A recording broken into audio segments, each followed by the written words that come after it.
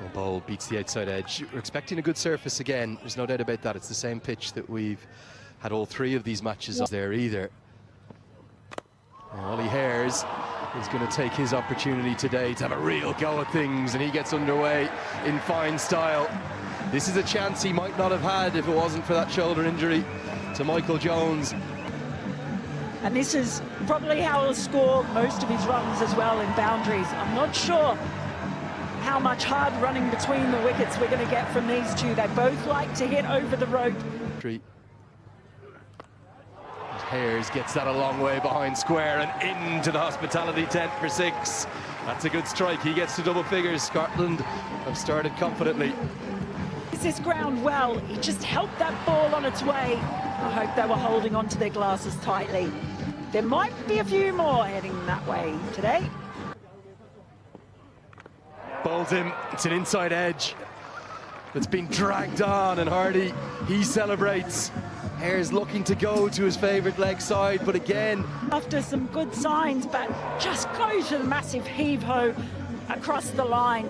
Aaron Hardy has been really consistent in pushing that ball across, just drags it on in the end. First blow for Hardy. Ollie Hares, it was short, it had its moments, but he departs for 12. National cricket. Oh, what a strike this is. Munsey likes it, and like it for good reason too. The fans have their arms aloft, as does David McLean. It's a maximum 10 to third. It's 27 for 1. And Munsey absolutely smokes it. He liked it too. Mullen goes over mid-on, and it goes all the way. It's the flamingo leg kick from McMullen. What's and again, it is so good to watch. Mentioned before, it's not as much about power as it is about timing. Goodness gracious. Doesn't look to be really attempting to turn it, does he? He's just kind of darting it in, skidding it on with the arm. Yeah, I mentioned they needed 39 off 19. He's going to do this Scottish side. Inside edge, Fortune and 4. No one behind square really on the leg side apart from a man headed deep backward square leg. Definitely a bit lucky, but George Munsey will take that. He skewed the ball earlier, and Zampa wasn't able to get to it. This occasion, I don't think that's missed by much, and he knows it. Oh, this is massive. One of the biggest we've seen as Munsey goes downtown right over the Scottish flag and gets the umpire's arms aloft for 6. It's gone, and it certainly was on that occasion. Got every single piece of it.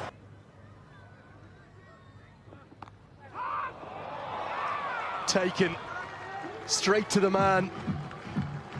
And Munsey, who's got all that power, was just looking to guide one away, but all he could do was pick out Travis Head at short third. Playing the shot there, just maybe bounced a little bit more than he thought, but Travis Head was placed there for a reason, and Munsey, he's fallen into the trap. But he departs for 25 off 17. It was entertaining. Scotland lose their second, 52 on the board. Oh, swept hard. That's 4 runs. Berrington wants to get on top of the youngster. Richie, strong, prolific sweeper of the ball.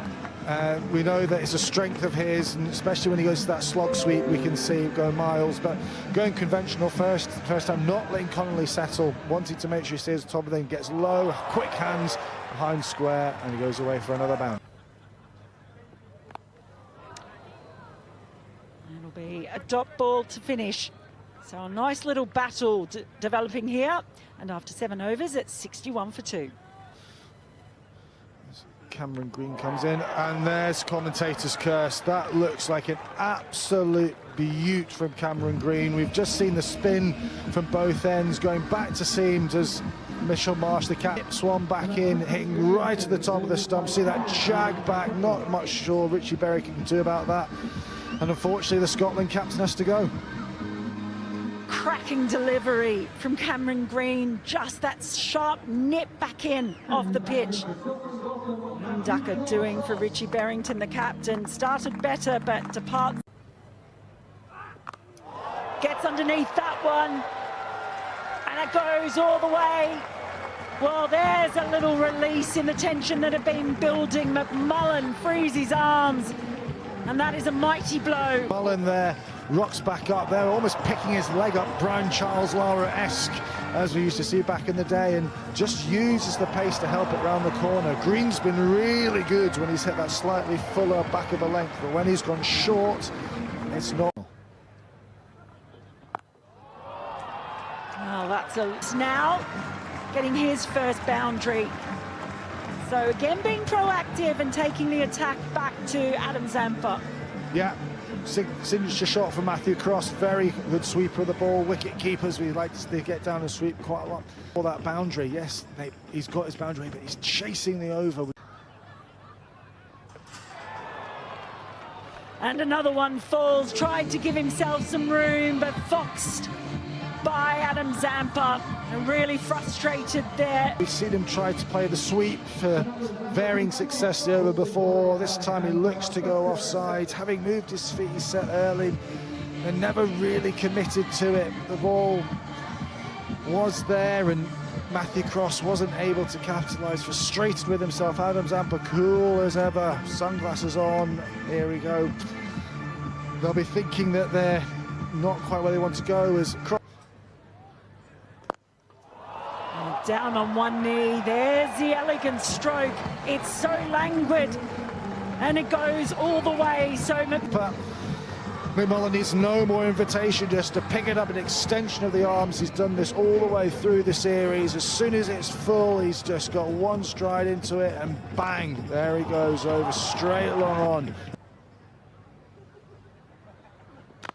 Oh, comes down the pitch, and it's going to land safe. He lost his shape there, McMullen, but the end result is a boundary. It was streaky, but it doesn't matter how they come.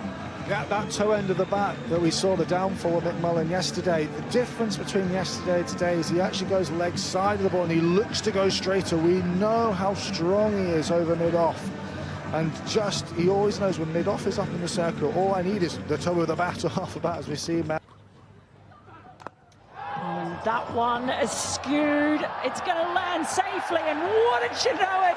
Well, Adam Zampa, they are... The patrons there, we talk IG, the ball skews away, not quite going where Lee spotted it to.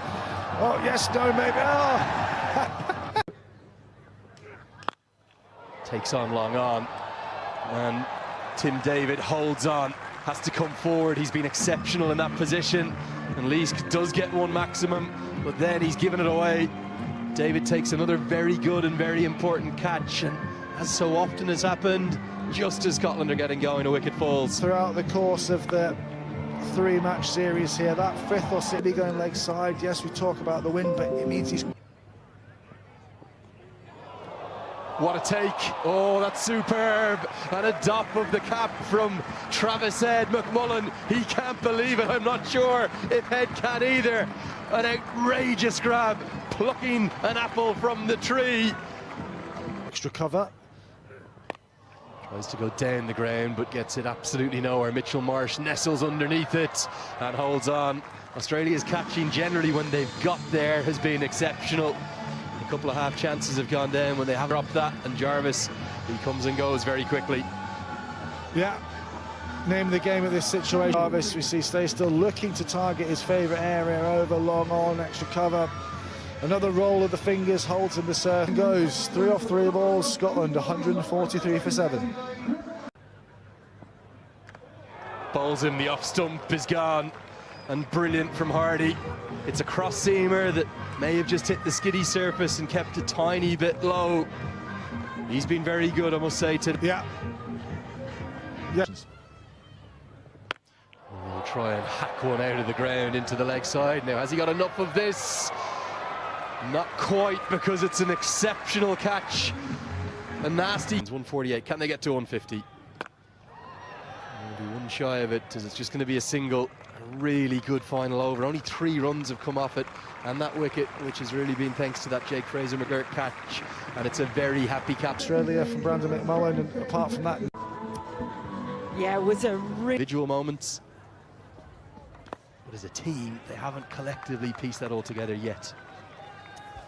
Could this be the day? It's a big ask with 99 flat. only to come. What a catch! Oh yes, McMullen. Is there 99 nothing flat. he can't do? Runs, wickets. Standing, just given a bit of width, but oh my word, he is a delight in every way on the cricket field, bringing that bit of swagger to the Scotland attack. Spin, swing. Oh, This one's going to be swung all the way for 4 more, but there was no holding him back. Back-to-back boundaries and a big smile on his face. boy, you don't often get the chance to see the Australians up close. The class of Travis Head. In the T20I game. This goes miles up. George Munsey is the one who's going to have to take it, and take it he does. It's Curry again, back in the hutch. Well, Curry gets head again twice in 2 attempts. That is a huge blow for Scotland to strike. George Munsey was never going to drop that, even if he made it look a little bit more spectacular in the end. And he loves it, does Brad Curry. Twice. That is a pretty good scalp to have. Cards like Chris Sole. Edged away and edged away from Marsh, but he will get a boundary to close out the 5th. It's 29 for 2. Middled very few balls, and even though this one will go down as a 4. Mid-on up in the circle, and Mitchell Marsh smashes it, well, miles over his head. Oh, what a big hit this is. He's middled that one, Lenny. He hasn't middled much, but as soon as that finds the meat of the bat, well... Oh, short and dispatched with disdain by Marsh. but we have not seen any reward from any bowler going short throughout this. Gets underneath this one and throws everything at it. That has gone miles, and Andrew Leonard, Lenny with the fielding. Had to bowl the extra delivery because of that wide. Goes a little bit too full, bowls that 1 step length that all spinners want to avoid, and successful start to his international career. Oh, and he's got him, he's got a wicket, and it's the big one of Marsh. Well, it's been a tough series for Jack Jarvis, but that brings a smile to his face, cleans him up. And the change in bowling as well. We struggled in that first game and he went the distance there. Once again, that line outside off stump. Batters trying to drag it on this slow Grange. Well, he does get this one though, Green. It's felt like a little while, but it's another 6 to Green, who's taken Control coming back. Australia counter punch, counter attack straight away. Camberley is sitting there waiting for it. something. Brings out the reverse, and it's a mighty one too. Brilliantly played by Green.